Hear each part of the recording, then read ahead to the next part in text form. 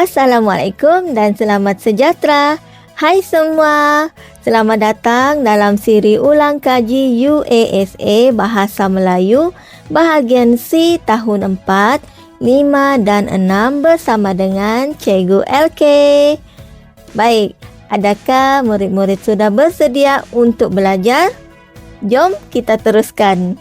Baiklah, ujian akhir sesi akademik UASA Bahasa Melayu tahun 4, 5 dan 6. Format untuk bahagian C ialah soalan ini adalah soalan berbentuk respon terbuka, mana soalan ini memerlukan murid menulis satu perenggan jawapan dan diperuntukkan 10 markah. Mari kita lihat panduan penskoran. Panduan penskoran yang disediakan di sini ada 4 peringkat. Untuk pengetahuan murid-murid, guru apabila menyimak jawapan anda, mereka akan menilai secara holistik. Secara holistik maksudnya guru akan melihat skrip jawapan anda berada di peringkat yang mana. Okey, kita lihat di sini cemerlang markah antara 8 hingga 10 markah. Kalau nanti murid lihat markah anda berada pada tahap cemerlang 8 markah atau 9 markah atau 10 markah. Seterusnya peringkat baik 6 hingga 7 markah. Peringkat tahap penguasaan minimum 3 hingga 5 markah. Dan yang terakhir peringkat tidak mencapai tahap penguasaan minimum 0 hingga 2 markah. Jadi kamu boleh lihat markah kamu nanti. Contoh kalau 5, maksudnya kamu berada di tahap penguasaan minimum lah. Seterusnya kita lihat kriteria panduan penskoran. Bagaimana guru-guru memberikan anda markah untuk bahagian C. Baik, kita lihat untuk kriteria bahasa. Okey. Di sini guru-guru akan melihat kegramatisan dari segi ayat ataupun kata. Baik, kegramatisan ni apa? Maksudnya kamu menggunakan tata bahasa dengan betul. Seterusnya ejaan dan tanda baca kamu juga akan dilihat. Seterusnya kosakata. Kriteria yang kedua adalah idea. Adakah jawapan kamu berkaitan dengan bahan rangsangan dan adakah kamu dapat menghuraikan idea kamu tadi dengan baik. Seterusnya mari kita lihat panduan penskoran bagi kriteria di setiap peringkat markah. Untuk markah cemerlang 8 hingga 10 markah, kita lihat idea dulu. Idea mestilah menepati kehendak soalan dan huraian idea jelas serta menarik. Bahasa yang kamu gunakan juga ayatnya gramatis, tiada kesalahan tanda baca dan ejaan, atau kalaupun ada kesalahan tanda baca dan ejaan sangat minimum, mungkin 1-2 saja. Jadi kamu masih boleh dapat markah di peringkat cemerlang. Kemudian yang peringkat baik iaitu markah 6 hingga 7 markah. Idea jawapan kamu ni masih menepati kehendak soalan dan huraian idea kamu jelas. Cuma kurang menarik sedikit berbanding peringkat markah yang cemerlang tadi. Bahasa ayat yang digunakan masih gramatis, cuma terdapat beberapa kesalahan tanda baca dan ejaan, ataupun kesalahan itu masih di peringkat minimum lah. Mari kita lihat seterusnya. Markah di peringkat tahap penguasaan minimum iaitu 3 hingga 5 markah. Jawapan ini ideanya kurang menepati kehendak soalan. Jadi mungkin agak terpesong sedikit lah. Ada yang boleh diterima, ada yang terpesong. Jadi idea juga dijelaskan kurang jelas ataupun terhad huraiannya. Untuk markah 3 hingga 5 markah ni jawapan kamu juga, kamu tulis ayat tu ada yang kurang gramatis dan terdapat kesalahan tanda baca dan ejaan yang ketara. Sekali imbas tengok ada banyak kesalahan tanda baca dan ejaan ketara. 3 hingga 5 markah. Baiklah, peringkat markah yang terakhir iaitu tidak mencapai tahap penguasaan minimum, iaitu 0 hingga 2 markah. Di sini kriterianya idea tidak menepati kehendak soalan, maksudnya terpesong habis.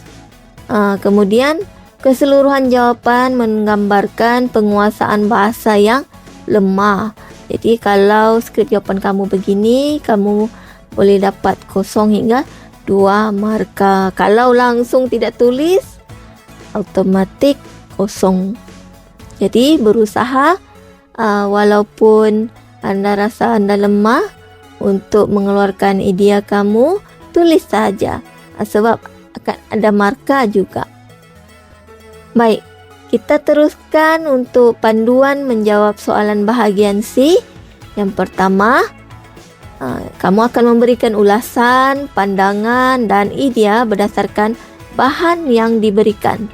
Kalau bahan itu gambar, grafik, lihat pada gambar itu. Kalau kamu diberikan petikan, baca betul-betul, itulah bahan rangsangan yang diberikan di petikan. Baik, seterusnya yang kedua. Soalan yang dikemukakan adalah berdasarkan bahan rangsangan atau bahan grafik yang mengandungi arahan. Sebab itu, kamu kena baca betul-betul baris pertama, baris kedua arahan. Dia ada minta kata kunci kehendak, soalan baca betul-betul. Seterusnya yang ketiga, panjang jawapan hendaklah tidak lebih daripada 50 patah perkataan. Cikgu, kalau buat sampai 100 bolehkah? Kamu kena ingat, markah keseluruhan untuk bahagian C 10 markah sahaja. Jadi jangan buang masa di bahagian C. Kamu ada lagi bahagian D. Curahkan idea-idea kamu tu kalau banyak di bahagian D. Baik, seterusnya yang keempat, jawapan yang ditulis mestilah dalam 1 perenggan sahaja. Jangan buat sampai 2, 3, 4, 5. Ini bukan bahagian D. Ini bahagian C. Kamu kena ingat 10 markah buat dalam perenggan mula dari awal, tidak perlu jarak. Seterusnya yang kelima ialah kriteria yang dinilai dari segi bahasa yang ditulis dan idea yang diterjemahkan dalam jawapan. Jadi guru-guru akan lihat bahasa yang kamu tulis, idea yang kamu tulis tu bagaimana. Okey, seterusnya yang keenam, aspek idea yang dinilai ialah idea yang menepati kehendak soalan dan berpandukan grafik yang diberikan. Kan tadi cikgu telah jelaskan bagaimana markah kamu tu berada di tahap cemerlang, berada di tahap baik dan seterusnya. Seterusnya yang ketujuh, aspek bahasa akan dinilai dari segi kegramatisan, penggunaan kata dan ayat serta penggunaan kosakata yang tepat. Maksudnya tiadalah kesalahan tata bahasa di situ. Kalau ada, maksudnya nanti kamu akan jatuh di peringkat, markah kamu jatuh di peringkat yang di bawah lagi lah, bukan cemerlang kalau banyak kesalahan. Seterusnya yang terakhir ialah aspek lain yang dinilai adalah dari segi ejaan dan tanda baca. Jadi yang ke-8 ni sangat penting. Di situ tadi cikgu telah jelaskan kalau ketara kesalahan kamu tidak dapatlah dapat markah yang cemerlang. Baiklah, kita teruskan. Mari kita tengok contoh soalan ujian akhir sesi akademik UASA Bahasa Melayu tahun 45 dan 6 bahagian C. Okey, kita lihat bagaimana bentuk soalannya. Sebelum itu, mari kita lihat kaedah menulis jawapan soalan UASA Bahasa Melayu bahagian C oleh Cikgu LK, iaitu kaedah 3P. 3P ini terdiri daripada pendahuluan, penanda wacana dan penutup. P yang pertama ialah pendahuluan. Pendahuluan mestilah ditulis secara ringkas dan padat, iaitu ditulis dalam satu ayat sahaja. Murid-murid boleh mulakan dengan frasa pada pendapat saya. Kemudian murid perlu rujuk kehendak soalan pada baris kedua agar idea jawapan tidak terpesong. P yang kedua pula penanda wacana. Murid-murid perlu gunakan penanda wacana pada setiap idea isi tersurat. Isi tersurat ini idea yang boleh kamu nampak dengan mata kasar dalam bahan rangsangan. Contoh penanda wacana yang boleh murid-murid gunakan ialah antaranya, seterusnya, selain itu, dan akhir sekali. Bergantung dengan jumlah isi tersurat yang adalah. Kemudian setiap kali murid menulis isi tersurat, perlulah ada isi tersirat yang dikembangkan dengan kata hubung seperti supaya, untuk, kerana, agar. Isi tersurat ini ialah isi kita tidak nampak dengan mata kasar pada bahan rangsangan. Idea tambahan di sebalik isi tersurat tadilah.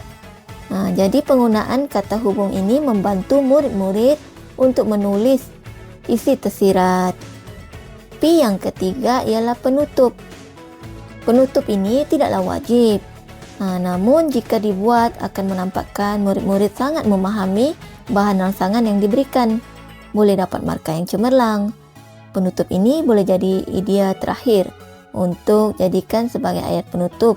Ataupun murid-murid juga boleh tulis sama ada cadangan atau harapan, atau boleh juga tulis pernyataan kesimpulan berdasarkan bahan rangsangan. Yang penting tulis secara ringkas dan padat. Murid-murid perlu ingat, soalan bahagian C ini memperuntukkan hanya 10 markah sahaja berbanding jumlah markah yang lebih banyak pada soalan bahagian D. Jadi perlu tulis jawapan tidak melebihi 50 patah perkataan. Jika terlebih sedikit di bawah 10 patah perkataan, tidak mengapa. Baik, mari kita teruskan dengan contoh soalan bagi siri yang pertama ini, iaitu semangat kejiranan. Murid-murid faham apa itu maksud semangat kejiranan? Semangat kejiranan ini lebih kepada semangat bermasyarakat. Mari kita lihat contoh soalan. Cikgu baca arahan soalan. Gambar di bawah menunjukkan tentang amalan memupuk semangat kejiranan. Tulis pendapat kamu tentang amalan memupuk semangat kejiranan. Jawapan kamu hendaklah ditulis dalam satu perenggan. Panjangnya jawapan kamu hendaklah tidak melebihi daripada 50 patah perkataan. Baik, mari kita pahami dahulu kehendak soalan ini. Kita terus lihat pada baris kedua soalan. Tulis pendapat kamu tentang amalan memupuk semangat kejiranan. Jadi, murid-murid lihat, soalan ini tidak tetapkan kata kunci jawapan kamu. Soalan ini bersifat respon terbuka, terpulang kepada murid-murid untuk pilih dahulu kata kunci dia jawapan. Kemudian lihat arahan pada baris ketiga. Jawapan kamu hendaklah ditulis dalam satu perenggan. Jadi, murid-murid perlu ingat, kehendak format jawapan bagi soalan bagian C ini iaitu dari pendahuluan, isi-isi dan penutup kamu perlu tulis dalam satu perenggan saja. Baik, baris keempat soalan. Panjangnya jawapan kamu hendaklah ditulis tidak melebihi daripada 50 patah perkataan. Seperti yang cikgu jelaskan tadi, jika terlebih di bawah 10 patah perkataan, contohnya 59 patah perkataan, tidak sebarang penolakan markah. Kalau terlebih-lebih jumlah patah perkataan kamu seperti menjawab soalan bahagian D, guru kamu akan menilai jawapan kamu dan tidaklah dapat diberikan markah pada peringkat cemerlang kerana kamu tidak dapat menulis jawapan mengikut kehendak soalan. Jom kita analisis bahan rangsangan pula. Baik, murid-murid perlu pahami dulu apa maksud jiran. Murid-murid boleh masukkan idea maksud jiran ini dalam ayat pendahuluan. Jiran ini apa maksudnya? Jiran ini ialah orang yang tinggal berhampiran dengan rumah kita. Baik, kita lihat lagi bahan rangsangan ini. Murid-murid boleh lihat pada gambar ini kelihatan masyarakat yang berbilang kaum. Ini isi tersurat. Idea yang kita nampak dengan mata kasar. Ada Melayu, Cina dan India.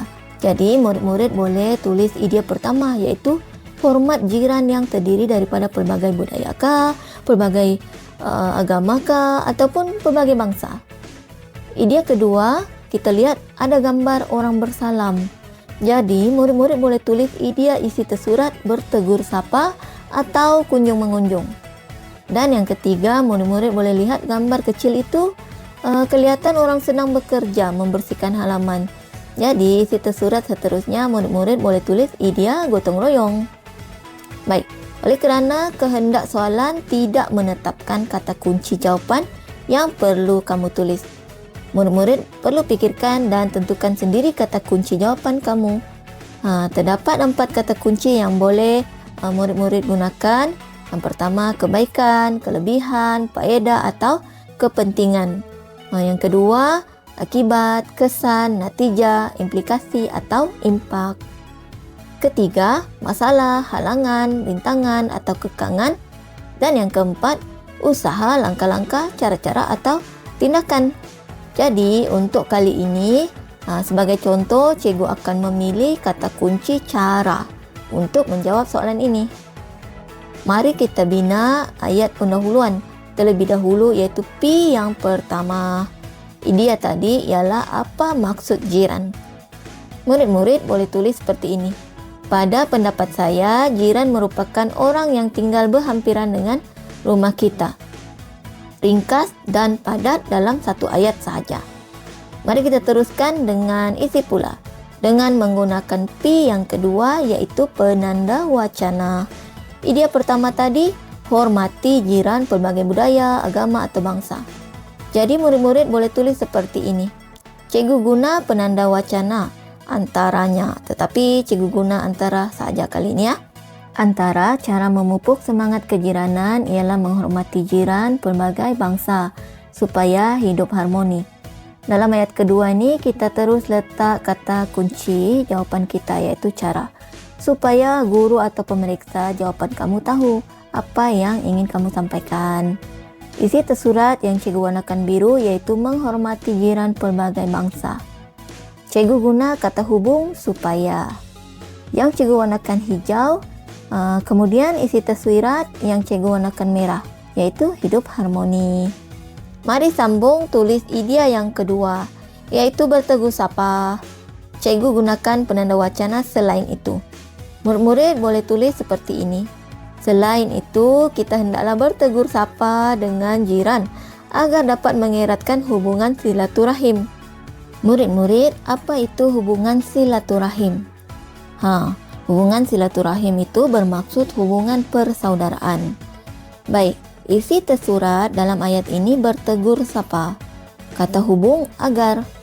Kemudian isi tersirat mengeratkan hubungan silaturahim. Isi tersurat yang terakhir ialah gotong royong. Cikgu gunakan penanda wacana akhir sekali. Akhir sekali kita perlulah melakukan aktiviti gotong royong untuk membersihkan kawasan kejiranan. Isi tersurat gotong royong. Kata hubung untuk. Dan isi tersurat pula membersihkan kawasan kejiranan. Baiklah, sekarang kita hendak buat ayat penutup, iaitu P yang ketiga. Penutup ini tidak wajib, tetapi sebagai tanda murid-murid faham dengan bahan rangsangan dan layak untuk mendapat markah yang cemerlang. Penutup ini terpulang kepada murid-murid. Kamu ingin tulis cadangan, harapan, kesimpulan atau isi tersirat daripada ide yang terakhir pun boleh kamu jadikan penutup jika risau jawapan melebihi patah perkataan yang ditetapkan. Yang penting ringkas dalam satu ayat dan tidak ulang mana-mana ide yang telah ditulis. Contoh cikgu tulis seperti ini. Semangat kejiranan akan melahirkan masyarakat yang bersatu padu. Terpulang jika murid-murid hendak tambah penanda wacana dalam penutup ini. Baik, mari kita lihat jawapan penuh. Lihat, beginilah maksudnya jawapan ditulis dalam satu perenggan. Pendahuluan, isi dan penutup tadi kita sekalikan dalam satu perenggan saja. Cikgu kira di sini 55 patah perkataan dan ini tidaklah melebih-lebih. Bertegur sapa ni kata majmuk. Jadi kita kira satu perkataan. Gotong royong dan bersatu padu ini kata ganda. Jadi kita kira satu perkataan juga. Jumlah patah perkataan tidak perlu kamu tulis di bawah. Tetapi kalau cikgu kamu suruh tulis, ikut saja. Maksudnya cikgu kamu ingin kamu biasakan diri supaya kamu tulis jawapan mengikut kehendak soalan. Murid-murid, selepas siap tulis jawapan, pastikan Kamu baca semula kemudian semak ejaan dan tanda baca supaya kamu dapat hasilkan jawapan yang layak mendapat markah yang cemerlang. Pastikan tulisan kamu kemas supaya cikgu ataupun pemeriksa boleh baca dan faham jawapan kamu. Baiklah, sekian saja sesi pembelajaran kita pada kali ini. Kita jumpa lagi pada siri ulang kaji UASA Bahasa Melayu bahagian C bagi contoh soalan yang lain pula. Sebelum itu jangan lupa subscribe channel Cikgu LK. Jumpa lagi.